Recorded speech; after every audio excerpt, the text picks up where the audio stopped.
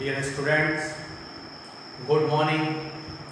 Today we are starting a chemical properties of chloroform. Heading note करेंगे.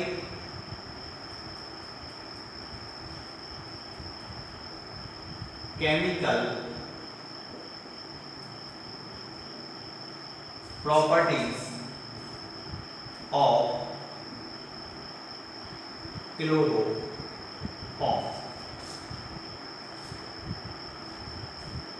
Chloroform के रासायनिक गुण.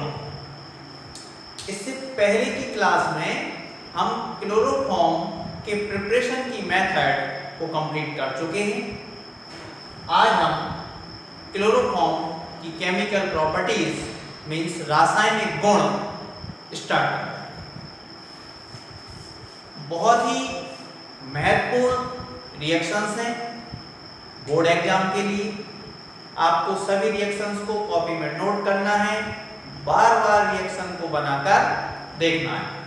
फर्स्ट हेडिंग लगाएंगे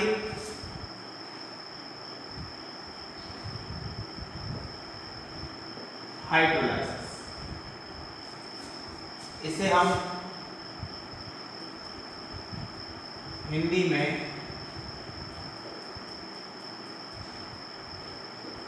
जल अपघटन कहते हैं. रिएक्शन देखेंगे.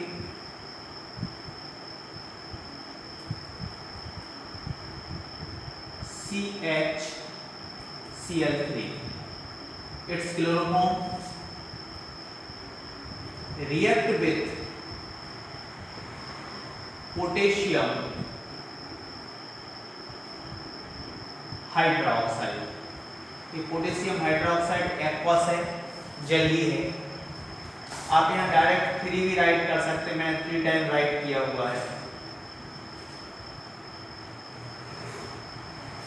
इसको भी आप ऐसा लिख सकते हैं और तोड़ के लिख देता हूं.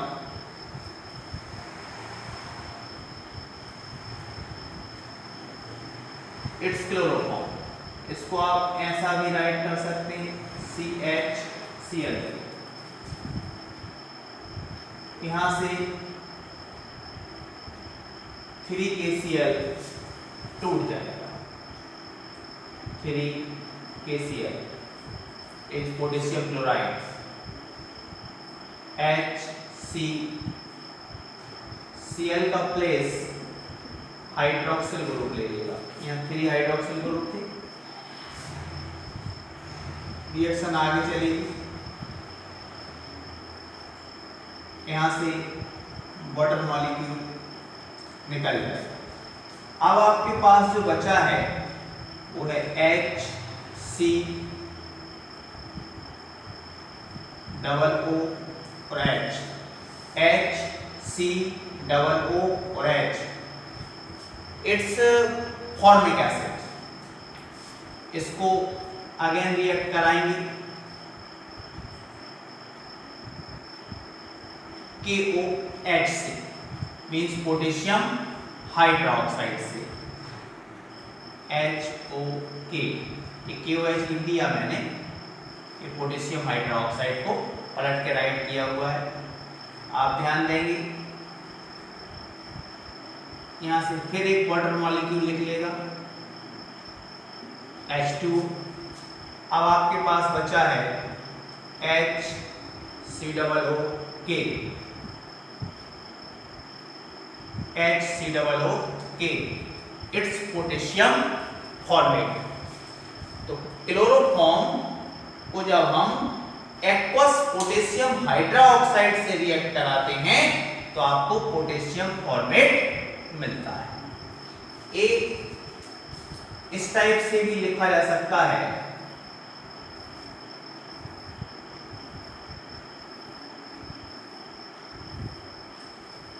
Potassium format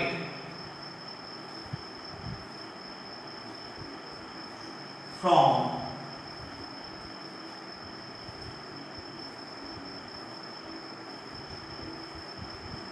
chloroform. क्लोरोफॉर्म से पोटेशियम फॉर्मेट.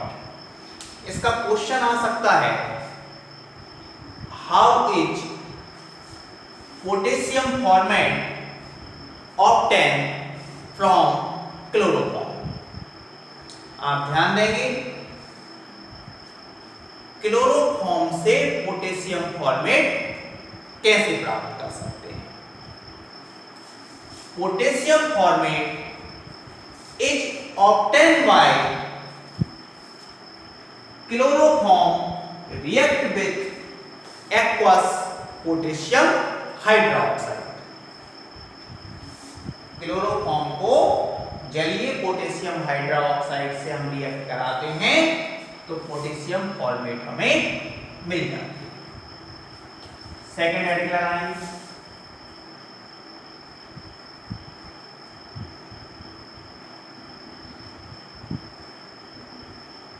नाइट्रेशन। नाइट्रेशन में हम नाइट्रिक एसिड से रिएक्ट कराते हैं।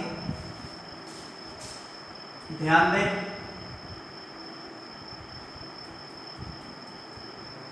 It's chloroform. मैं आपको बार बार बोल रहा हूं CHCl3H क्लोरोफॉर्म। आप ऐसा भी राइट कर सकते हैं, ऐसा भी राइट कर सकते हैं। जैसा राइट करके रिएक्शन इजी होगा उस वे में मैं मॉलिक्यूल को या रिएक्टेंट को राइट करता हूं।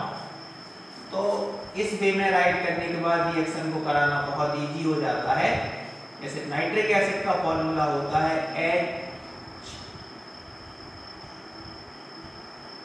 HNO3।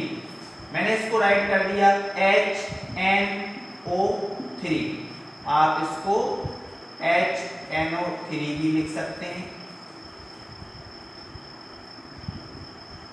Nitric acid means nitric अम्ल है। यहां पर H2O निकल जाएगा। अब आपके पास जो बचता है CCl3NO2। CCl3NO2 is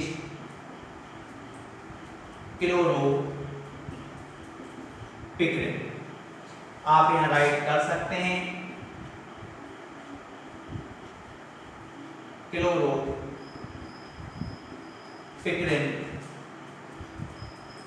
from chloroform. इसका भी क्वेश्चन आ सकता है, how is chloroform obtain, how is chloropicrin obtain from chloroform. Means chloroform से आप क्लोरोपिक्रिन को कैसे प्राप्त कर सकते हैं। तो क्लोरोफॉर्म को हम नाइट्रिक एसिड से रिएक्ट करा देते हैं तो क्लोरोपिक्रिन हमें मिल जाता है। यहाँ पे जो नाइट्रिक एसिड है वो कंसंट्रेट है, मींस सांद्र नाइट्रिक अम्ल लिया है। थर्ड हेडिंग लगाएंगे,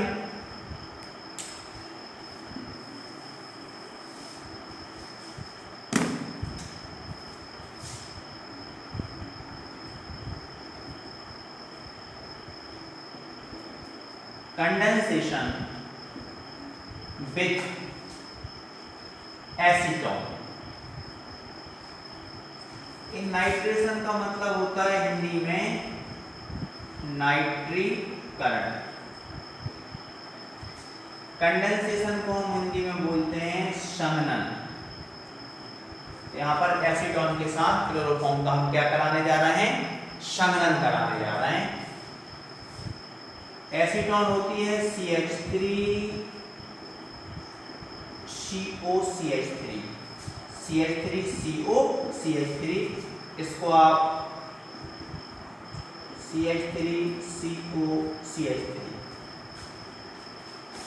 इट्स एसीटोन। इसको रिएक्ट कराना है क्लोरोफॉर्म के साथ CHCl3, H O के साथ चला जाएगा,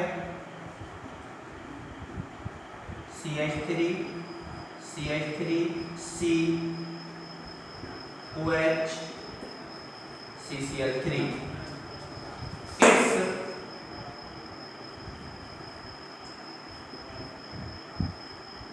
क्लोरीटोन, it's क्लोरीटोन।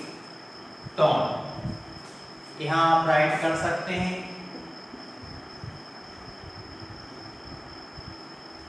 किलोरीटॉन from chloroform, means chloroform से क्लोरोटीन प्राप्त करना। ये आपकी केमिकल प्रॉपर्टीज में मैंने आपको 3 रिएक्शंस बता दी, आप तीनों को नोट कर लें। बता दूं? ओके।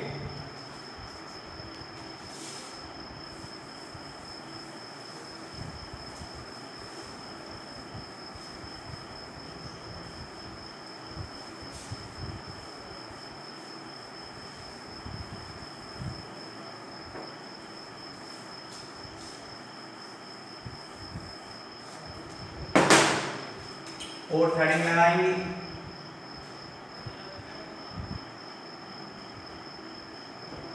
कार्बोनिल एमाइन रिएक्शन, और इसको कार्बोनिल एमाइन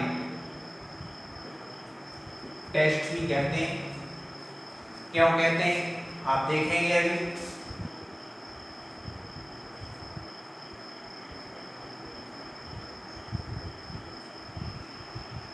इट्स एनिलीन,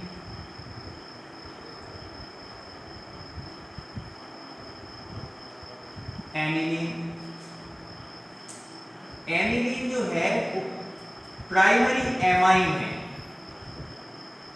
या प्राथमिक एमीन है। एक बात आप ठीक से समझ लीजिए, मैंने आपको प्राइमरी, सेकेंडरी और टर्सरी हेलोएल्केन के फॉर्मूले बताए थे, उनको बनाना भी समझाया था। मैंने अभी आपको प्राइमरी, सेकेंडरी और टर्सरी एमाइन नहीं पढ़ाया, क्योंकि इस चैप्टर में एमाइन नहीं है। नेक्स्ट चैप्टर में एमाइन आएगा। जो मैं यहाँ पे रिएक्टेंट लिख रहा हूँ, रिएक्टेंट के नेम लिख रहा हूँ, उनमें आप ज्यादा परेशान ना हो। प्राइमरी एमाइन क्या है?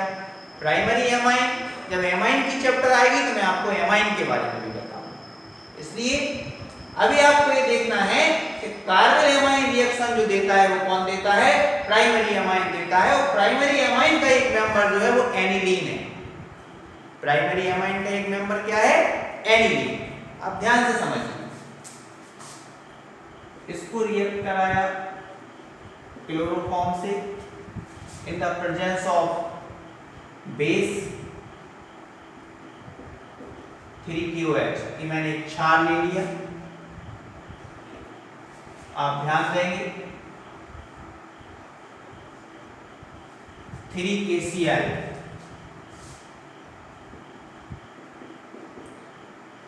और इसमें 3H2O भी निकलता है।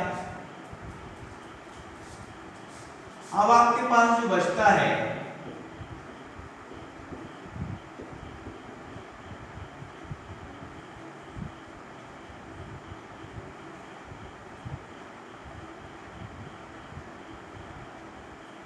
एक कोऑर्डिनेट बॉन्ड बनाया है फेनिल आइसोसाइनाइड। तो कार्बोनिल एमाइन रिएक्शन में जो प्रोडक्ट मिलता है वो फेनिल आइसोसाइनाइड मिलता है। मैंने आपको बताया था जो साइनाइड ग्रुप है, यदि वो C साइड से जुड़ा होगा तो उसको हम साइनाइड कहते हैं, और N साइड से जुड़ा होगा तो उसको हम आइसोसाइनाइड कहते हैं। तो कार्बोनिल एमाइन रिएक्शन में फेनिल आइसोसाइनाइड या आइसोसाइनाइड का फॉर्मेशन होता है। आप ध्यान दें इस रिएक्शन का यूज प्राइमरी एमाइन और क्लोरोफॉर्म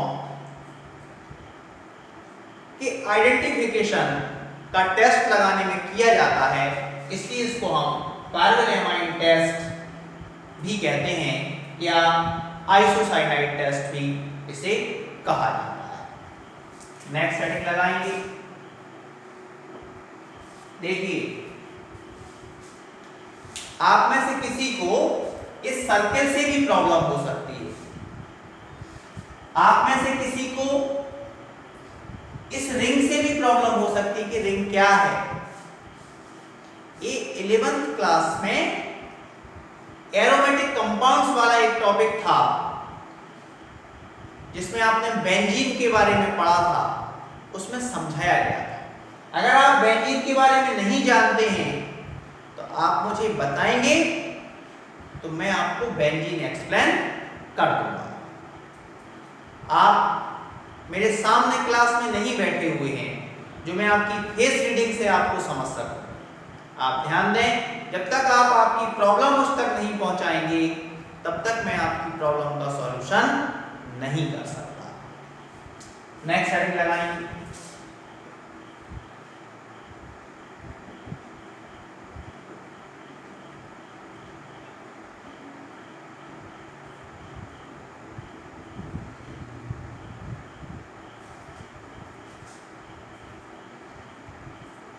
रीमर-टीमैन रिएक्शन, इसका नाम हिंदी में भी कार्बोनिल है, इसका हिंदी में भी रीमर-टीमैन रिएक्शन। इस रिएक्शन से रीमर-टीमैन रिएक्शन को कंपेयर करके लर्न करेंगे, बहुत इजीली लर्न हो जाएगा। यहाँ एनिलीन था, यहाँ फिनॉल ले, फिनॉल। क्लोरोफॉर्म की केमिकल प्रॉपर्टीज है तो क्लोरोफॉर्म तो होगा। In the presence of base, यहां मैं NaOH ले रहा हूं, यहां 3KCl निकला था, यहां 3 NaCl, यहां 3 वाटर मॉलिक्यूल थे, यहां 2 वाटर मॉलिक्यूल होंगे और आपका जो प्रोडक्ट बनेगा उसको ध्यान दें,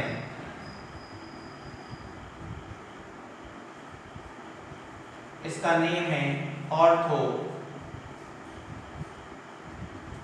हाइड्रोक्सी बेंजेल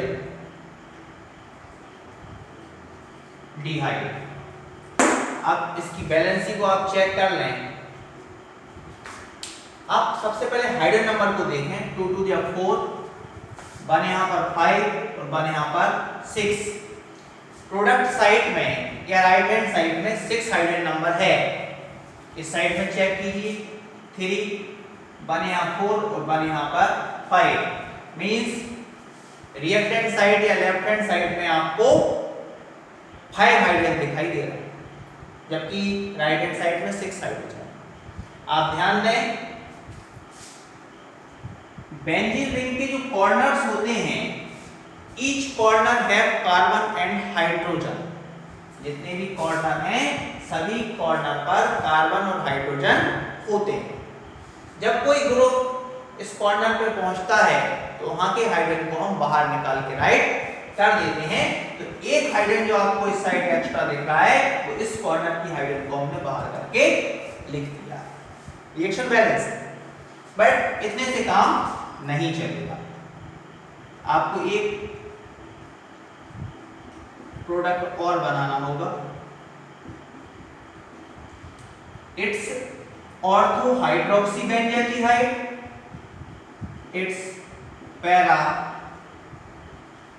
हाइड्रोक्सी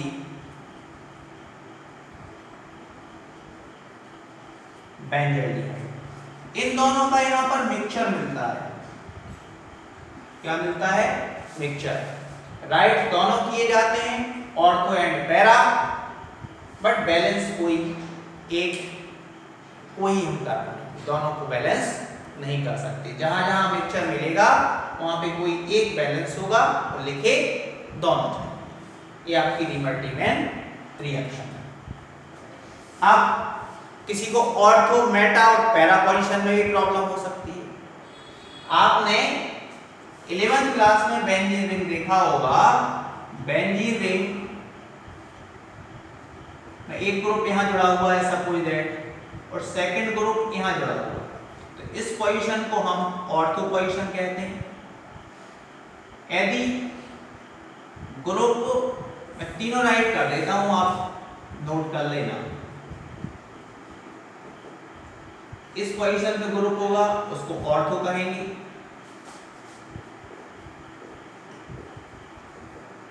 इस पोजीशन पे ग्रुप होगा उसको मेटा कहेंगे, और इस पोजीशन पे ग्रुप होगा उसको पैरा कहेंगे। यहाँ 1 2 पोजीशन था इसलिए उसको ऑर्थो कहा। यहाँ 1 2 3 4 मींस 1 4 पोजीशन है तो इसको हमने पैरा कहा। नेक्स्ट हेडिंग लगाएंगे,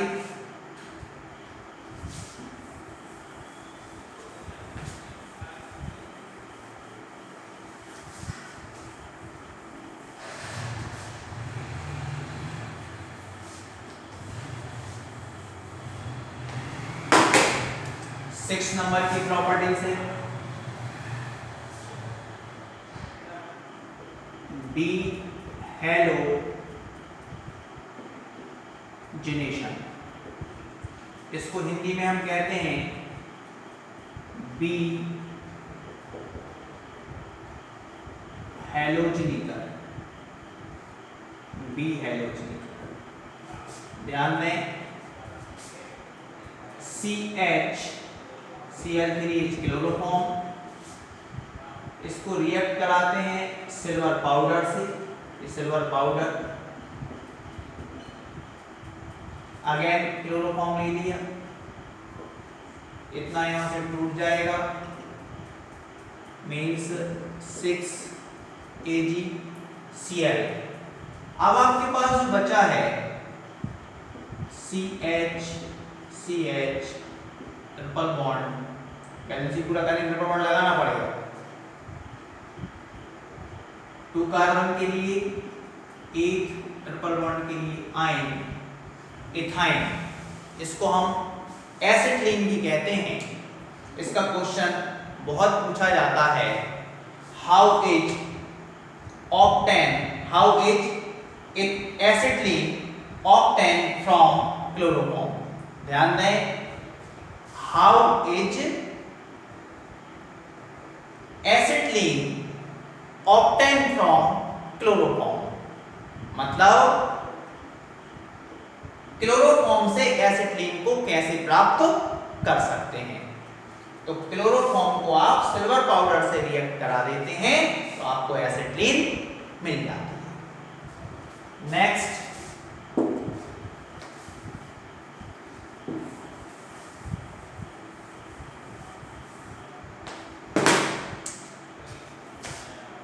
सेवन नंबर की प्रॉपर्टीज है oxidation,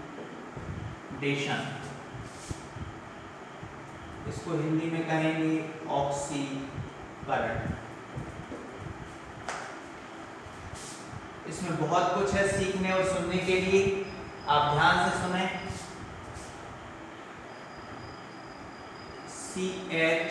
CH chloroform, in the presence of air and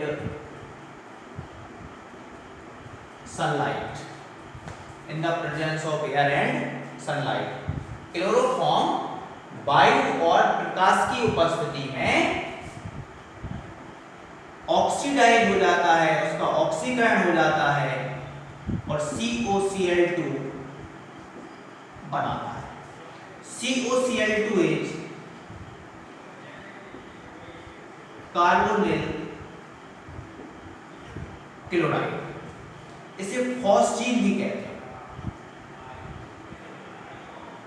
carbonyl chloride, इसे फॉस्जीन भी कहते हैं। कार्बोनिल क्लोराइड एक पॉइजनस गैस, ये विषैली गैस होती है। आप ध्यान दें,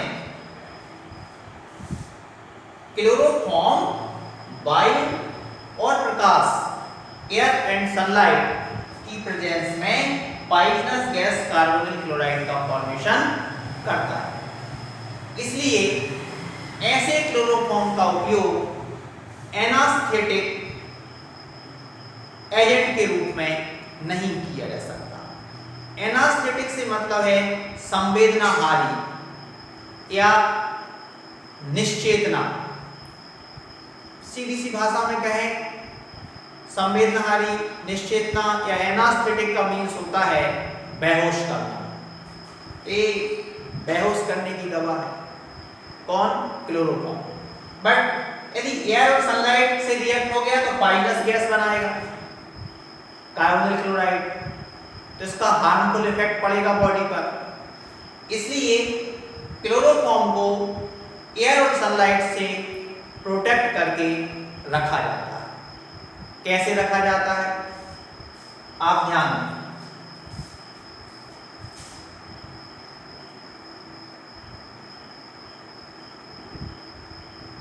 preparation of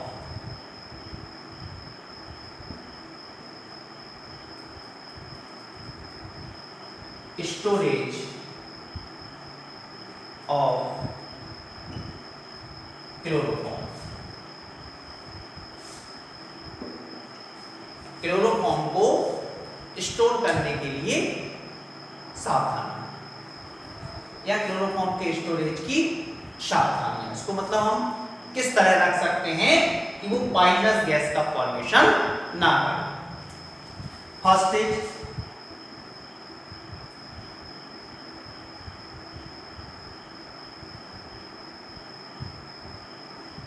chloroform kept chloroform is kept in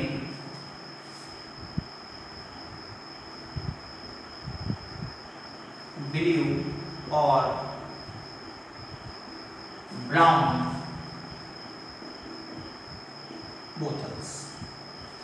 chloroform को ब्लू और ब्राउन कलर की बोतल में सील करके रखा जाता है। ऐसा इसलिए किया जाता है कि इस कंडीशन में क्लोरोफॉर्म पर एयर और सनलाइट का इफेक्ट बहुत कम पड़ता है और कार्बोनिल क्लोराइड का फॉर्मेशन नहीं होता। Second condition,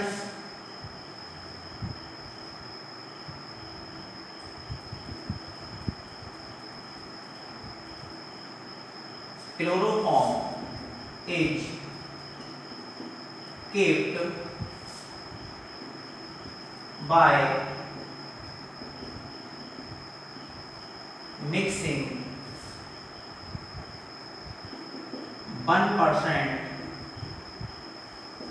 ethyl alcohol। Chloroform में 1% इथाइल एल्कोहल मिक्स करके भी क्लोरोफॉर्म को रखा जा सकता है।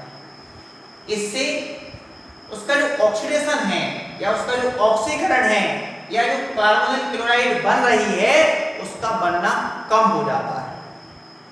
यदि थोड़ी बहुत कार्बोनिल क्लोराइड बनेगी तो इथाइल अल्कोहल उससे रिएक्शन कर लेता है और क्या बनाता है देखिए,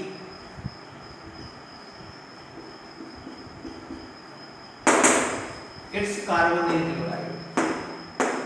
ध्यान दें, COCl2 COCl एक कार्बोनिल क्लोराइड, इसमें हमने मिक्स क्या कर दिया 1% इथाइल अल्कोहल। इथाइल अल्कोहल का फॉर्मूला देखिए C2H5OH। इसके मैं 2 मॉलिक्यूल ले रहा हूं C2H5OH।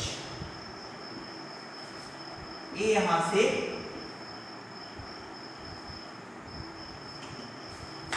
HCl निकल जाएगा।